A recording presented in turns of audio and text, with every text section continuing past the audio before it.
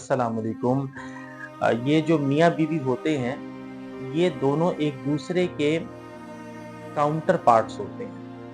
यानी एक दूसरे के मुकाबले पे खड़े हुए लोग नहीं होते, एक दूसरे से तकाबुल में उतरे हुए लोग नहीं होते, एक दूसरे के लिए चैलेंज बनने वाले लोग नहीं होते, एक दूसरे के मुखालिफ नहीं होते, एक दूसरे के मद्दे मुकाबिल नहीं होते, बल्कि एक दूसरे के तकमीली हिस्से होते हैं, एक दूसरे के काउंटर पार्ट्स होते हैं। जब इस हकीकत को समझा जाता है तो उसके बाद फिर आ, ये आइडियल कॉम्बिनेशन बनता है, आइडियल कपलिंग होती है और ये वो बड़े बड़े काम, बड़ी बड़ी अचीवमेंट्स, बड़े बड़े कारनामे इस दुनिया के अंदर दिखाते हैं, जिसको रहती दुनिया तक याद रखा जाता है या जिसके असरात अगर कोई जाने ना भी तो भी उसके असरात और उसकी लहरें रहती दुनिया तक अपने अपने जो इम्पैक्ट्स हैं वो क्रिएट करती हैं। एक बड़ा मशहूर जोड़ा था, उनका नाम था पैरे क्यूरी और मादाम क्यूरी। अब इन दोनों को जो अहले इल्म हैं वो जानते हैं कि ये कौन है। ये दोनों साइंसदान थे, दोनों ने शादी की और फिर इन दोनों के साइंस के ऊपर और इंसानियत के ऊपर बहुत ज़्यादा एहसानात हैं।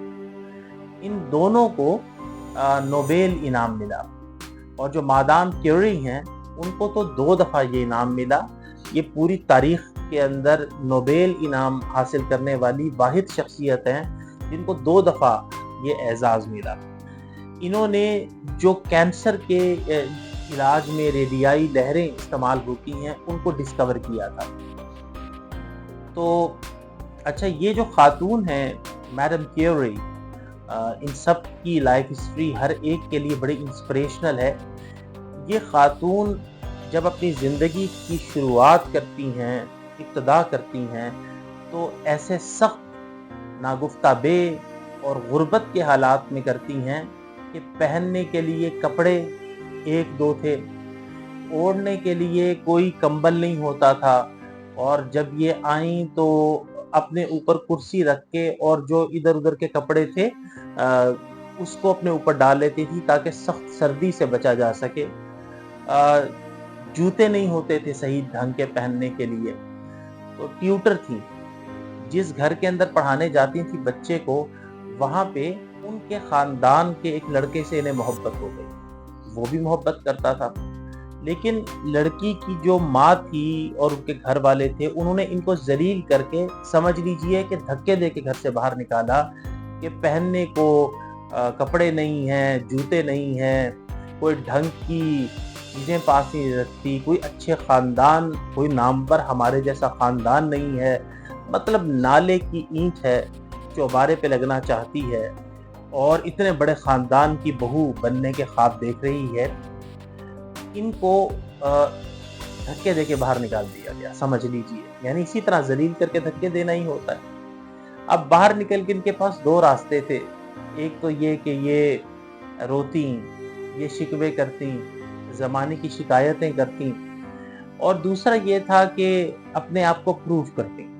तो इन्होंने दूसरा रास्ता चुना और अपनी एजुकेशन को इम्प्रूव किया, अपनी खिदमात को देना शुरू किया, यहाँ तक कि इनकी पैरे से मुलाकात हो गई। वो भी साइंसदान थे, इनके साथ प्रोजेक्ट्स के ऊपर काम कर रहे थे। तो इस तरह से जब ये 2 लोग मिले, इन्होंने एक दूसरे को समझा, एक दूसरे के काउंटर पार्ट्स बने, इस राज को पहचाना, तो फिर वो अजीम कारनामे सामने आए जिनकी एहसानात रहती दुनिया तक हम पर हैं, आप पर हैं। हम उनके शुक्रगुजार हैं।